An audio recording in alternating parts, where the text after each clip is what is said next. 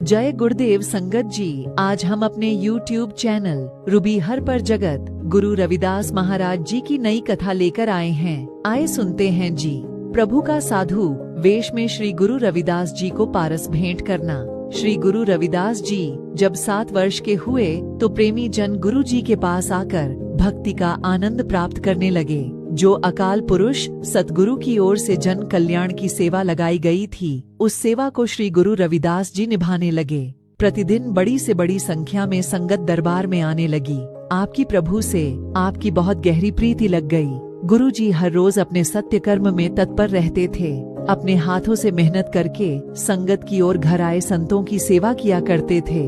श्री गुरु रविदास जी ने समझाया कि सबको अपनी उपजीविका के लिए पूरे बल के साथ मेहनत करनी चाहिए। संतों की संगत और सेवा करके हरि भजन का लाभ लेना, यही मनुष्य जीवन का लक्ष्य है। अब श्री गुरु रविदास जी 21 वर्ष के हो गए तो एक दिन प्रभु साधु के वेश में गुरु जी के पास आए। श्री गुरु रविदास जी दर्शन करके बहुत प्रसन्न हुए। गुरु जी ने साधु वेश भगवान का बहुत प्रेम पूर्वक आदर किया और श्रद्धा सहित आसन पर बिठाया। गुरु जी ने कहा कि आपने बहुत कृपा की, दर्शन दिए, आज मेरे भाग्य धन्य हो गए। इस प्रकार प्रेम वाणी का उच्चारण करके साधु वेश भगवान के चरणों को जल से धोया। इसके साथ ही एक घड़ी तक सत्संग हुआ। फिर भगवान को भोजन करवाया गया। जब हरि भोजन कर चुके तब आपसी चर्चा पुनः प्रारंभ हुई। हरि कहने लगे कि आपके पास कुछ संपत्ति तो दिखाई नहीं देती, अपना निर्वाह किस प्रकार करते हो? तब श्री गुरु रविदास जी ने उत्तर दिया कि मेरी संपत्ति तो परमात्मा का नाम ही है, उससे बड़ी संपत्ति मैं और कोई नहीं समझता हूँ। करोड़ों की गिनती में लक्ष्मी धन जी आपके चरणों में निवास करती हैं, उनकी शरण में दुहक और गरीबी कैसे हो सकती है? जब इस प्रकार का श्री गुरु रविदास जी ने उत्तर दिया तो ऐसा उत्तर पाकर हरि जी को बहुत प्रसन्नता हुई। प्रभु फिर कहने लगे कि हे रविदास जी, मेरा एक वचन मानो तो सब गरीबी आज ही दूर हो जाएगी। मैं बचपन से ही वैरागी हूँ। जब मैं आपके घर को आ रहा था तो रास्ते में मुझे एक पारस पत्थर मिला है।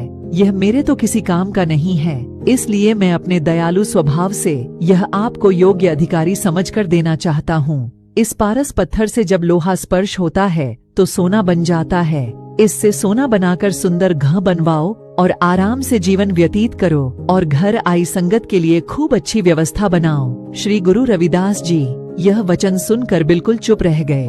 सोचने लगे कि क्या ये मेरी मत को बिगाड़ने या भक्ति को नष्ट करने आए हैं। श्री गुरु रविदास जी एक घड़ी तक मौन हो गए।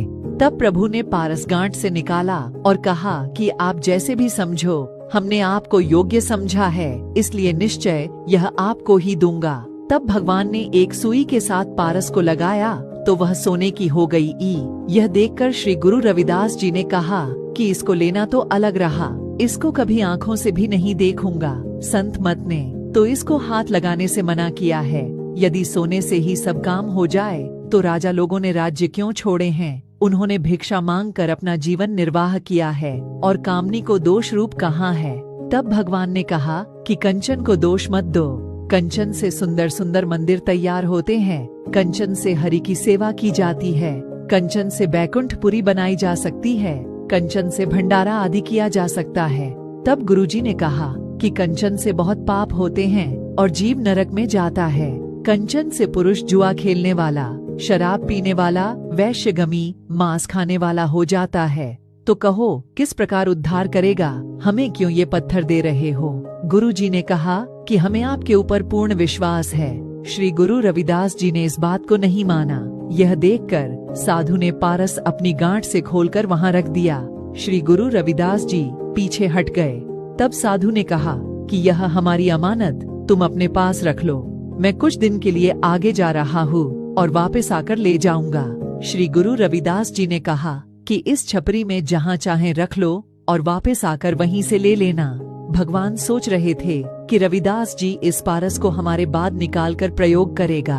1 साल से ज्यादा समय व्यतीत हो गया और श्री गुरु रविदास जी ने उस पत्थर की ओर आंख उठाकर देखा तक नहीं।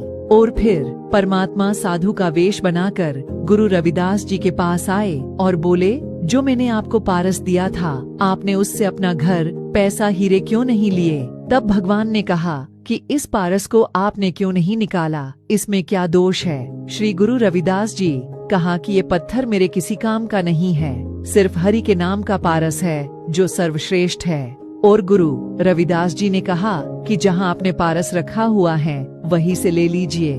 और परमात्मा रूपी साधु वह पारस लेके चले गए। इस कथा से जो उपदेश हमें प्राप्त होता है, इसको सदैव स्मरण रखना चाहिए। श्री गुरु रविदास जी ने समझाया है कि हमें प्रभु मार्ग पर चलना चाहिए, किसी भी प्रलोभन में लग कर प्रभु भक्ति का त्याग नहीं करना चाहिए। प्रभु का नाम सबसे उत्तम पारस पत्थर है। इस पारस को गुरु जी से प्राप्त करके इस पारस के साथ अपने जीवन को कंचन रूप बनाना चाहिए। अटल विश्वास के साथ सत्संग, सिमरन और सेवा में लगे रहना चाहिए। जी बोलो जगत गुरु रविदास महाराज जी की जय। बल्ला वाले सद्गुरु जी की जय। अगली कथा सुनने के लिए हमारा YouTube चैनल रूबी हर सब्सक्राइब करे। जी जय गुरुदेव जी।